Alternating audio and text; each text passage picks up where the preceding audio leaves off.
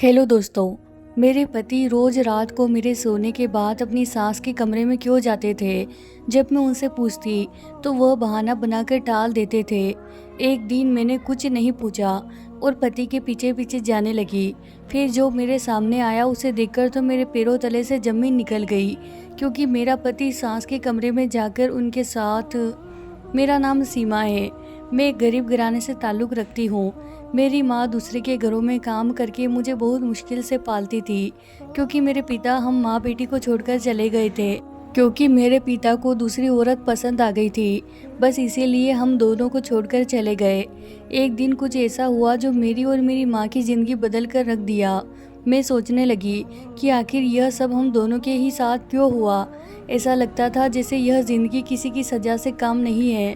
फिर एक दिन अचानक से वक्त ने पलटा खाया, जो मेरे पैरों तले से ज़मीन निकल गई। मुझे आज भी वह दिन याद है जब चाचा और चाची ने मुझे और मेरी माँ को घर से धक्के मारकर बाहर निकाला था। मेरी माँ रोती हुई चाचा और चाची के पैरों के नीचे गिरकर मिन्नतें करने लगी, लेकिन फिर भी उन लोगों को जरा सी भी दया नहीं आई। मैं तो फौरन ही चाचा के पास गई। चाचा से कहने लगी, चाचा प्लीज़ हमें घर से ना निकालिए।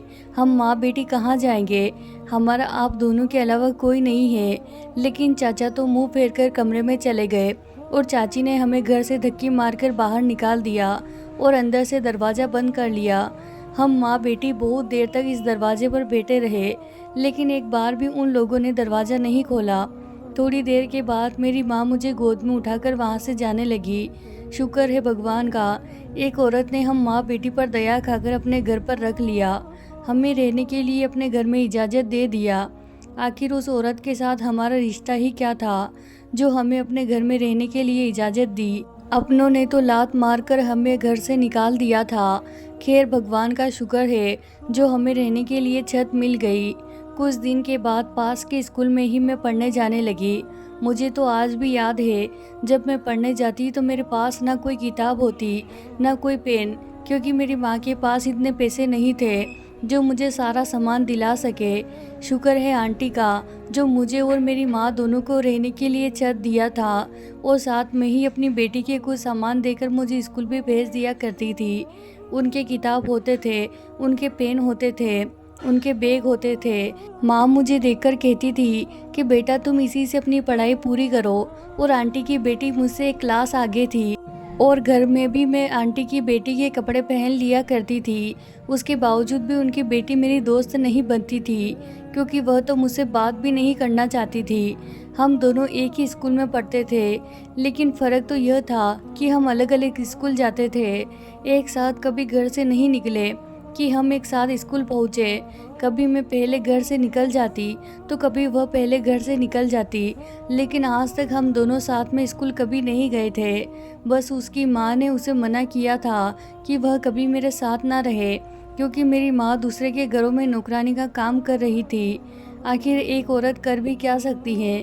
लेकिन यह जो बड़े लोग होते हैं छोटे लोग को अपनी पाँव की जूती समझते हैं। ऐसे ही हम माँ बेटी का हाल था। फिलहाल इस बात का अंदाज़ा मुझसे ज़्यादा और किसको हो सकता था। वह तो मेरी माँ की हिम्मत थी कि इतना सब कुछ होने के बावजूद मुझे पाल भी रही थी और पढ़ा भी रही थी। ऐसे ही हमें काफ़ी साल गुजर गए थे। मैं तकरीबन 12 साल की हो गई थी। आंटी ने मेरी माँ को साफ साफ कह दिया कि अपना इंतज़ाम कहीं और कर लो, हम अब तुम्हें नहीं रख सकते, अब हम तुम्हारा बोझ नहीं उठा सकते। यह बात माँ के दिल पर लगी थी, मगर वह कुछ नहीं कर सकती थी। एक दिन मेरी माँ रूम लेने के लिए चली गई। मकान मालकिन से बात की तो उन्होंने हमें एक छोटा सा कमरा दे दिया। कमरा तो 3 से 4 था, लेकिन हमें उसमें से एक कमरा रहने के लिए जगह दे दिया। मकान मालकिन का चौकीदार और नौकर अपनी अपनी फैमिली के साथ रहते थे। हमारा रूम उन्हीं के कमरे के बगल में बना हुआ था, लेकिन हम दोनों माँ बेटी के लिए इतना भी बहुत था कि हमें रहने के लिए अच्छा ठिकाना मिल गया था। जब हम मकान मालिक के क्वार्टर में शिफ्ट हुए थे, उस वक्त मेरी उम्र 13 साल हो चुकी थी, लेकिन आज तक मेरी माँ ने मेरी एक सवालों का जवाब नहीं दिया था। जब भी मैं कोई भी बात पूछती तो मेरी माँ बात को टाल देती थी, लेकिन आज मुझे अपने पास बैठकर एक एक बात का सवाल का जवाब दिया था। मुझे आज पता चला कि जिस दिन हम लोग अपने घर से बेदखल हुए थे, उसके पीछे का क्या राज था। और जैसे ही मेरी माँ ने वह राज मुझे बताया, यह सुनकर तो मेरे रोंगटे खड़े हो गए थे।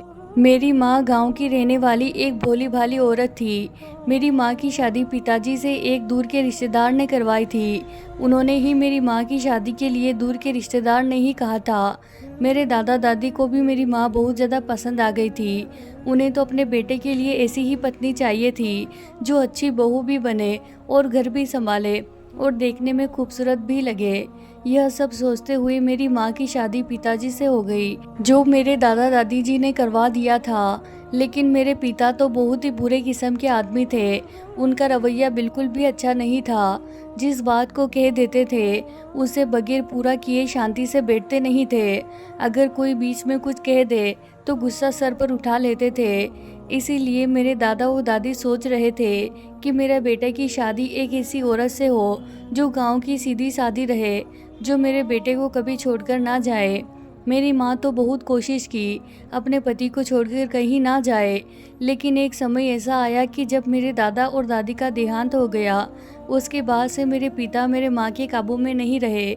जिस घर में मेरे पिता मेरी माँ रहती थी, वहीं पर मेरे चाचा चाची भी रहते थे।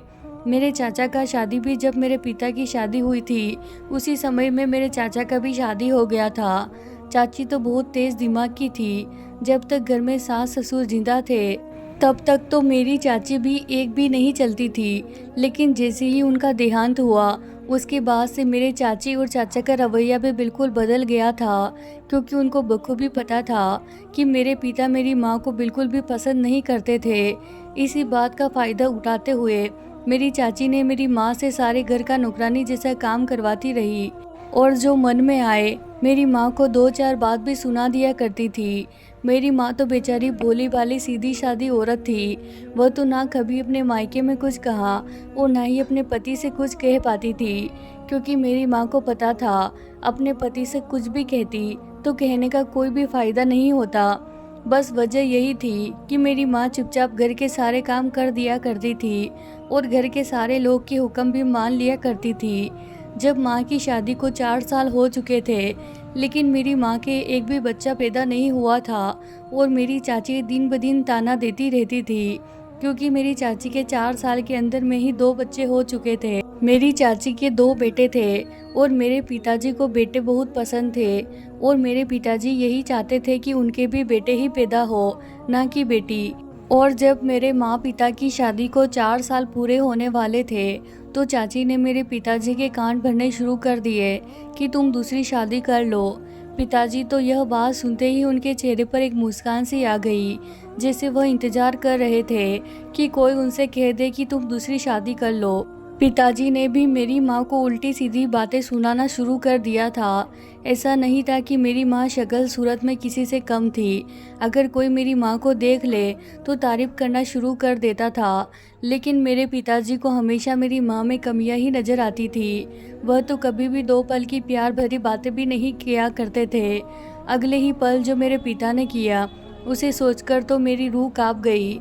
आखिर मेरे पिता यह कैसे कर सकते थे? जब मेरे पिता ने दूसरी शादी कर ली थी, तो मेरे माँ के ऊपर तो जैसे दुखों का पहाड़ टूट पड़ा था, और उस औरत ने पता नहीं मेरे पिता के ऊपर क्या जादू किया था, जो मेरे पिता को उसके अलावा कुछ दिखता भी नहीं था।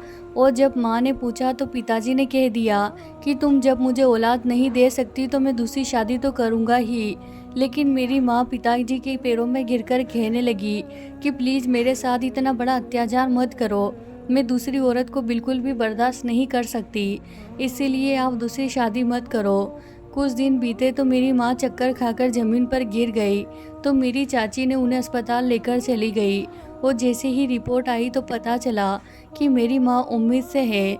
4 साल बाद मेरी माँ को खुशखबरी मिली थी कि शायद अब मेरे पिता दूसरी शादी ना करें, क्योंकि बच्चों का ममता माँ पिता पर बस जाता है, मोह माया अपने बच्चों में आ जाता है।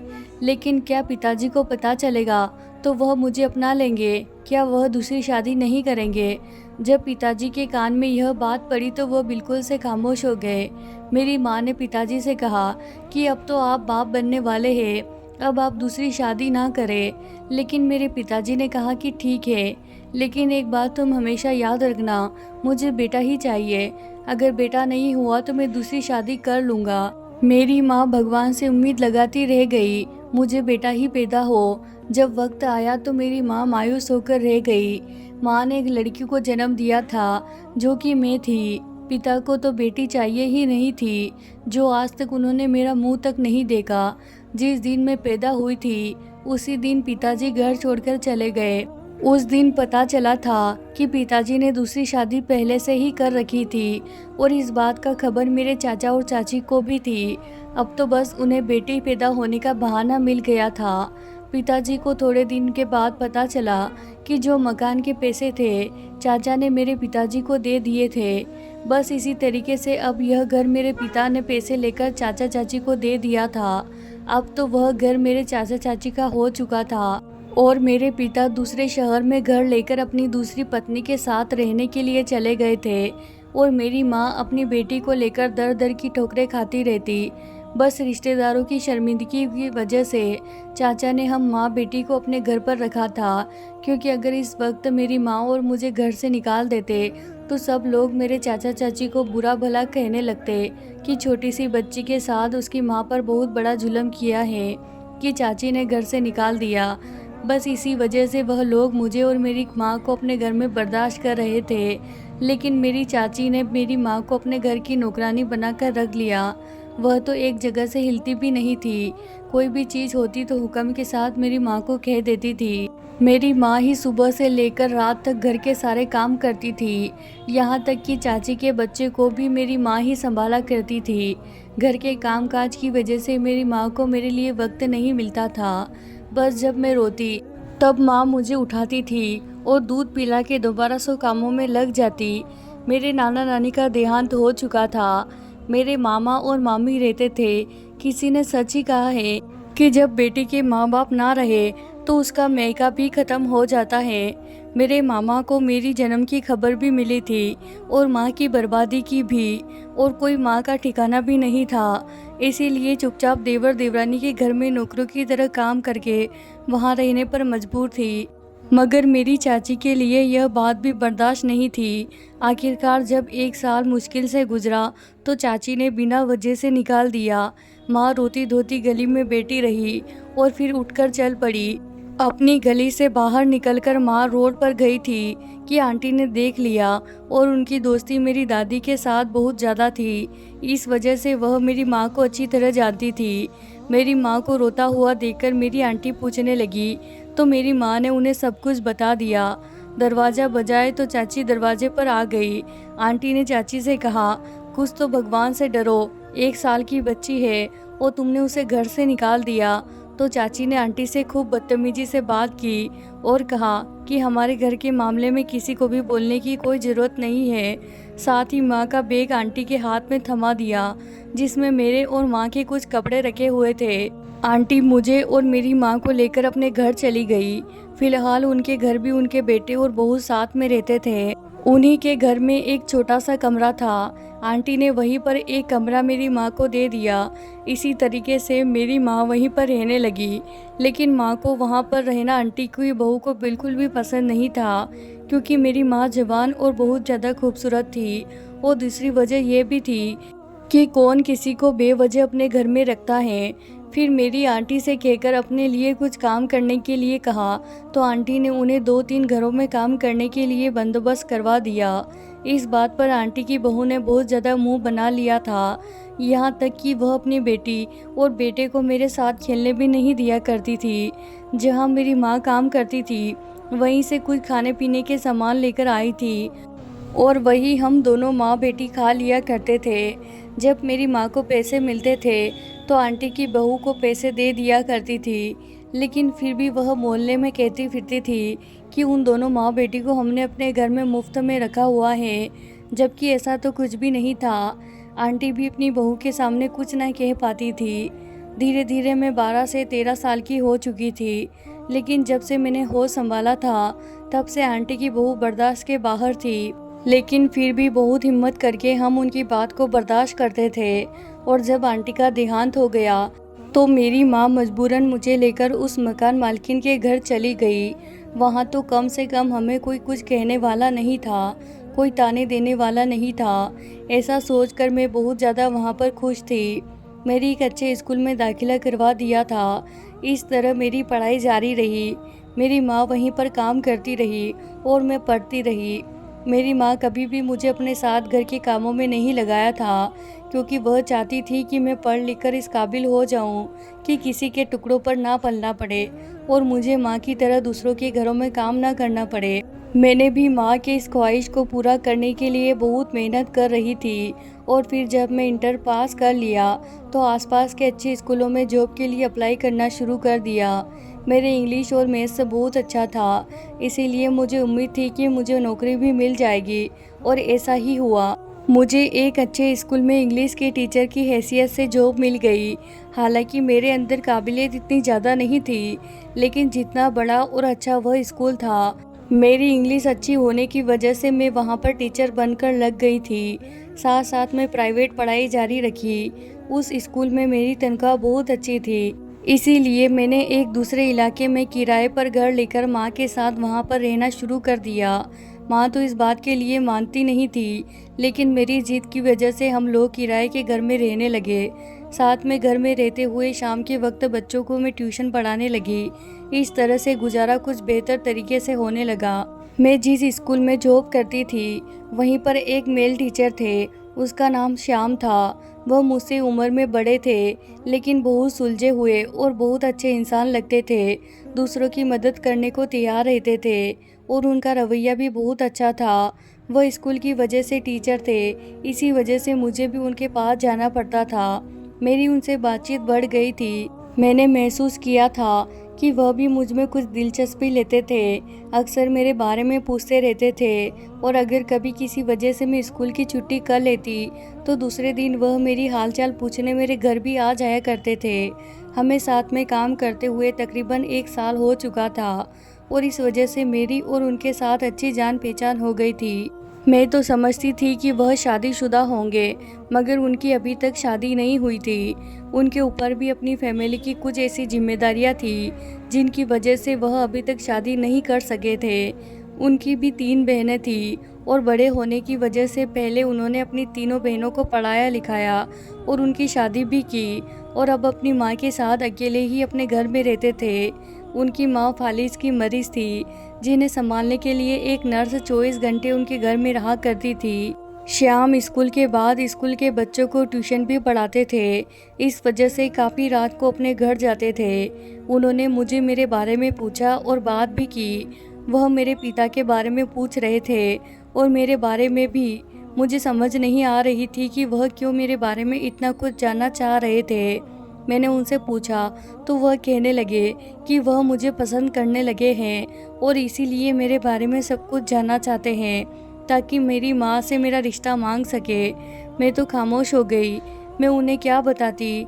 हाँ, यह सच था कि मेरे दिल में भी उनके लिए कुछ ऐसे ही जज्बात थे और आज उनके मुंह से ऐसी बातें सुनकर मुझे अच्छा भी लग रहा था, लेकिन कहीं ना कहीं मेरे दिल में यह डर भी था कि मैं किस घर से ताल्लुक़ रखती हूँ और जब उन्हें पता चलेगा तो मेरे बारे में क्या सोचेंगे। मैं किस तरह के हालात में ज़िंदगी गुजारी थी, लेकिन जिस तरह मुझसे बात कर रहे थे मुझे तो बहुत डर लग रहा था। फ़िलहाल मैं सब कुछ अपने माँ और पिता के बारे में उनसे सब कुछ बता दिया। यह भी बताया कि माँ कई साल दूसरों के घरों में काम करती थी और पिताजी से हमें अलग हुए सिर्फ 1 साल ही हुआ है। यह सब बताने के बाद मैंने उनसे कहा कि मैंने आपसे कुछ नहीं छुपाया, जो भी आपका फैसला हो मुझे मंजूर होगा। श्याम मेरी बात सुनकर मुस्कुरा दिए और कहने लगे, मुझे अभी तुमसे वही कहना है जो मैंने तुम्हें पहले कहा था। माँ से मिलने मेरे घर भी आए थे। माँ भी उनसे मिलकर बहुत खुश हुई। मेरी माँ ने भी कह दिया कि मुझे तुम दोनों के रिश्ते में से कोई एतराज़ नहीं है। अगर आपके परिवार वालों को कोई एतराज़ ना हो तो अपने परिवार मेरे घर लेकर आइएगा। उसके बाद हम रिश्ते की बात आगे बढ़ाएंगे, या फिर आप लोग जैसे चाहेंगे मैं वैसा ही करूँगी। अगले ही दिन शाम ने मेरे घर रिश्ता भेज दिया और हम दोनों का रिश्ता भी तय हो गया। कुछ दिन बाद शादी की तारीख भी निकल गई थी, लेकिन शाम की माँ की तबीयत ज़्यादा ख़राब हो गई थी तो शादी जल्द से जल्द करनी पड़ी। थोड़े दिन के बाद मेरा और शाम का शादी हो गया और मैं दुल्हन बनकर उनके घर चली गई। शाम का घर ना ज़्यादा बड़ा था ना ज़्यादा छोटा, बल्कि मुझे तो बहुत पसंद आया था और अच्छा भी लगा था। मेरी सास काफ़ी बीमार थी और शादी में तीनों बहनें भी काफ़ी अच्छी थी। कुछ दिन मेरे साथ रहे, उसके बाद वह लोग अपने अपने घर के लिए निकल चली गई थी। मेरी सास को देखने के लिए एक नर्स मेरे घर पर ही रहती थी, लेकिन फिर भी मैं अपनी सास की बहुत अच्छे से देखभाल करने लगी थी। फ़िलहाल मैं शादी के बाद भी अपनी नौकरी करना चाहती थी ताकि मेरी माँ का भी अच्छे से गुजारा हो पाए, लेकिन सास की बीमारी की वजह से यह मुमकिन नहीं था। श्याम मेरी माँ को कुछ दिन के बाद कुछ पैसे वगैरह देकर आते थे, जिससे मेरी माँ का गुजर बसर हो जाता था। शादी के 2 महीने के बाद मेरी सास का भी देहांत हो गया, लेकिन श्याम इतने अच्छे इंसान थे कि कुछ दिन के बाद मेरी माँ को भी अपने घर पर लेकर आ गए। अब मेरी माँ मेरे साथ रहने लगी थी। अब मैं भी बहुत ज़्यादा खुश रहने लगी थी। मेरी माँ अकेला और बेसहारा नहीं है, अब मेरी माँ मेरे साथ रहती है। धीरे धीरे श्याम को भी मेरे माँ से बहुत ज़्यादा लगाव हो गया था। ऐसा लगता था वह दोनों माँ बेटा हैं। मेरी माँ उनकी पसंद के खाने बना देती थी और मेरे पति को भी बहुत अच्छा लगता था। ऐसा लगता था जैसे मेरे पति को उनकी माँ उन्हें वापस मिल गई हो। अभी तक किसी को भी रवैये से मुझे ऐसा महसूस नहीं हुआ था कि उन्हें मेरी माँ के यहाँ रहने पर किसी किस्म का कोई एतराज़ है। ज़िंदगी बड़ी सुकून से गुजर रही थी। ऐसे लगने लगा था कि जैसे जो वक्त हमने गुजारा था, ना तो हमें खाने के लिए घर से बाहर जाना पड़ता था और ना ही किसी की बातें सुनाई पड़ती थी, बल्कि मैं और मेरी माँ बड़ी इज्जत के साथ घर की 4 दीवारी में रह रहे थे। फिर मैं भी पति से इजाज़त लेकर दोबारा से अपनी जॉब शुरू कर दी। मेरे पति को मेरी जॉब करने पर कोई एतराज़ नहीं था। अपने घर में कुछ काम शाम को निपटा देती थी और दिन के वक्त माँ खाना वगैरह बना लिया करती थी। इसी वजह से मुझे भी कोई मसला पेश नहीं आया। एक दिन मैं और पति स्कूल में थे कि अचानक से मेरे पति के सर में दर्द हुआ और दर्द बढ़ता जा रहा था, तो वह काम से छुट्टी लेकर घर चले गए। मुझे उनकी फ़िक्र हो रही थी, लेकिन यह भी तसल्ली थी कि माँ घर में मौजूद हैं। और फिर जब मैं छुट्टी के बाद घर पहुँची तो मुझे यह देखकर खुशी हुई कि मेरे पति कमरे में सुकून से सो रहे थे। माँ ने बताया कि मैं शाम के सर में तेल लगाकर मालिश कर दी थी और फिर वह दवा खाकर सो गए हैं। मेरे आने के काफ़ी देर बाद मेरे पति जागे थे और अब उनकी तबीयत बिल्कुल ठीक थी। उसके बाद कभी कभी मेरे पति माँ से बालों में तेल लगवा लिया करते थे। कुछ दिन बाद जब मैं स्कूल से वापस आई तो हमें कुछ परेशान से लग रही थी। मुझे लगा शायद उनकी तबीयत ठीक नहीं है, इसलिए मैंने उन्हें खाना खाने के बाद आराम करने को कहा। लेकिन जब वह शाम को अपने कमरे से बाहर निकले तो उनकी परेशानी में कोई कमी नहीं थी। पूछने पर उन्होंने मुस्कुरा के वही जवाब दिया कि मेरी कुछ तबीयत ठीक नहीं है। उस दिन मैंने अपने पति को कोई काम भी नहीं करने दिया और उसे दूसरे दिन छुट्टी लेकर उसका ख्याल भी रखा और हमने उन्हें डॉक्टर के पास जाने को भी कहा, मगर माँ ने यह कह दिया कि खुद ही ठीक हो जाएगी उनकी तबीयत। लेकिन उस दिन के बाद माँ को मैं परेशान ही देखा था। वह अक्सर सोच में डूबी रहती, मेरे बुलाने पर एकदम से चौंक जाती थी। मुझे समझ नहीं आ रहा था कि माँ ऐसे क्यों हो गई है। इससे पहले तो सब कुछ बिल्कुल नॉर्मल था। मेरे पति ने भी माँ से पूछने की बहुत कोशिश की, लेकिन माँ का एक ही जवाब होता था कि मेरी तबीयत कुछ ठीक नहीं है। लेकिन जब भी उन्हें डॉक्टर के पास चलने को कहती तो वह बहाने बना देती थी। माँ को मैं जब भी इस तरह से परेशान देखती तो मैं भी बहुत ज़्यादा परेशान हो जाती थी। मैंने पति से कहा कि वह माँ से बात करने की कोशिश करे, तो उन्होंने भी मुझे वही जवाब दिया कि मैंने कई बार माँ से पूछा है, मगर वह अपनी तबीयत बताकर मुझे भी खामोश कर देती है। मुझे समझ नहीं आ रहा था कि आखिर ऐसी क्या बात है जो माँ मुझसे छुपा रही थी। कुछ तो है, वरना इतना परेशान तो मैंने माँ को कभी भी नहीं देखा था। मैंने सोचा कि मैं हर हाल में माँ की परेशानी की वजह जानकर रहूँगी। मैं कुछ दिन के लिए स्कूल से छुट्टी ले ली ताकि सारा वक्त माँ के साथ गुजार सकूं। अब मैं पूरा दिन घर में रहती थी और माँ के आसपास ही रहती थी, खुद को अकेला महसूस ना करे। मैं 10 दिन के लिए छुट्टी ले ली। इस दौरान कोई भी ऐसी बात सामने नहीं आई जो माँ को परेशान कर रही थी। ना तो वह कहीं जाती आती थी, ना किसी से फ़ोन पर बातें करती थी। घर में लैंडलाइन के अलावा माँ के पास कोई भी फ़ोन नहीं था, कॉल मिलाने भी नहीं आती थी और माँ की तबीयत भी ठीक लगती थी। डॉक्टर ने बताया कि उनका ब्लड प्रेशर काफ़ी हाई था उसके बाद मैं उनका ब्लड प्रेशर रेगुलर घर में चेक करना शुरू कर दिया, जो कि अब ठीक रहता था। हालांकि वह दवाइयाँ भी खाती थी। अब मुझे यकीन हो गया था, कोई ना कोई बात तो ज़रूर है जो माँ मुझसे छुपा रही थी। एक रात जब मैं सो रही थी तो अचानक मेरी आँख खुली तो मैंने देखा मेरे पति नहीं थे। फिर सोचा जाकर देखती हूँ मेरे पति कहाँ पर हैं, क्योंकि जब मैं लेटी थी तो वह मेरे बराबर में सोए हुए थे। जब मैं कमरे से बाहर आई तो माँ के कमरे का भी दरवाज़ा बंद था। मैंने जाकर खोला तो माँ भी अपने बिस्तर पर नहीं थी। बाहर जब नज़र पड़ी तो रखी कुर्सियों पर बैठकर बातें कर रहे थे और मुझे देखते ही खामोश हो गए, लेकिन मैंने पता नहीं चलने दिया। फिर उनके पास गई तो पति ने कहा कि मैं पानी पीने के लिए बाहर निकला था तो माँ को यहाँ पर बैठे हुए देखा तो यहाँ आ गया। मैंने माँ की तबीयत पूछी तो कहने लगी सब ठीक है, और फिर उनको उनके कमरे तक छोड़ दिया। उसके बाद मैं और मेरे पति भी कमरे में आकर सो गए। उसके बाद भी 2 से 3 दिन ऐसा ही होता रहा। मेरे पति और माँ एक दूसरे के साथ कई बार मैंने देखा। जब भी मेरी आँख खुलती तो मेरे पति बेड पर नहीं होते थे, बाहर कुर्सियों पर बैठे बातें कर रहे थे और मुझे देखते ही चुप हो जाया करते थे। अब मेरे दिल में भी कुछ अजीब से ख्याल आ रहे थे। आखिर ऐसी भी क्या बात है, या फिर यह दोनों मुझसे कुछ छुपा रहे हैं? आखिर बात क्या है? उन दोनों के बीच में कुछ ऐसा था जो सोचते ही मेरे रोंगटे खड़े हो जाते थे। लेकिन मेरी माँ तो जैसे दामाद से चिपक कर रहती थी। मैं अब धीरे धीरे माँ और पति पर नज़र रखनी शुरू कर दी थी। मेरी मौजूदगी में तो मुझे कुछ ऐसा रवैया महसूस नहीं हुआ, मगर मुझे ऐसा लगता था कि जैसे वह दोनों मुझसे छुपाकर बातें करते हैं। यही सब मेरे दिमाग में हर वक्त चलने लगा था। एक दिन जब मैं और मेरे पति स्कूल में थे तो मैं किसी काम से पति के पास गई तो पता चला कि वह हाफ डे लेकर स्कूल से चले गए थे। मेरे पति माँ के पास घर गए हुए थे। मैंने भी किसी न किसी तरह बहाना बनाकर स्कूल से छुट्टी ली और फ़ौरन घर पहुँच गई। मेरे पास भी घर की चाबी थी, इसीलिए मैंने दरवाज़ा नहीं बजाया और मैं कमरे में चली गई। घर में कोई भी नहीं था। ऐसा लग रहा था कि जैसे माँ और मेरे पति घर पर नहीं है। मैंने सोचा अपने कमरे में होगी।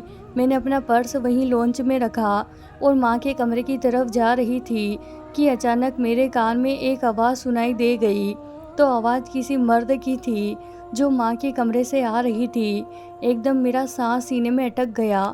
मुझे लगा कहीं मेरे पति तो माँ के कमरे में नहीं हैं, मगर थोड़ी तवज्जो देने के बाद मुझे पता चला कि वह आवाज़ मेरे पति की नहीं पर किसी और की थी। और फिर माँ के रोने की आवाज़ थी, मुझे सुनाई दे रही थी। मुझे समझ नहीं आ रहा था कि माँ ने किसको अपने कमरे में बुला रखा था। जब मैंने माँ का दरवाज़ा खोला तो मैं हैरत में पड़ गई।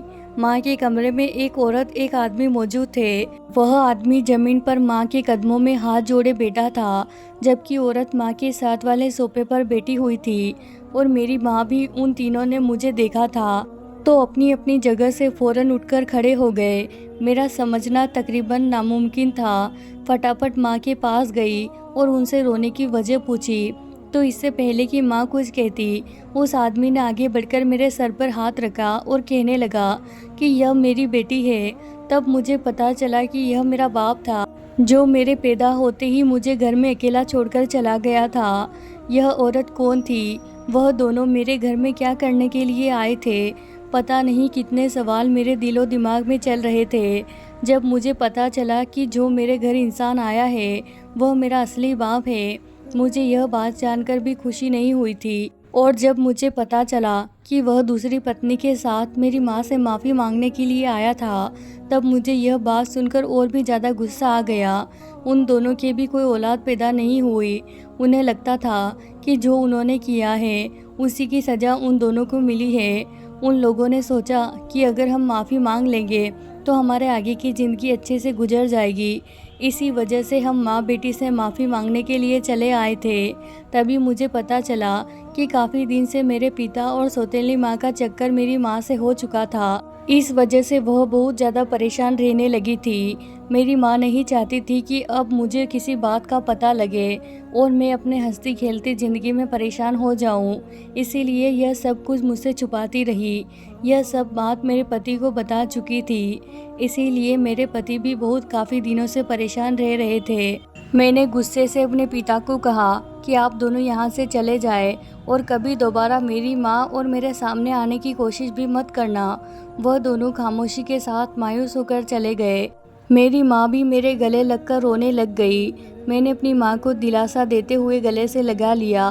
थोड़ी देर के बाद मेरे पति भी घर आ गए। वह भी मेरी माँ को समझने लगे और मैं सोचने लगी कि खामखा मैं अपनी माँ और पति पर शक करने लगी थी, बल्कि मेरे पति तो अपनी माँ के जैसे ही मेरी माँ को मानते थे। अब हम तीनों लोग अपनी ज़िंदगी में खुशी खुशी जीवन बिताने लगे थे। तो प्यारे दोस्तों, ये थी हमारी आज की कहानी। वीडियो को ज़रूर लाइक कीजिए। चैनल पर नए हैं तो सब्सक्राइब करना बिल्कुल ना भूलें। धन्यवाद दोस्तों।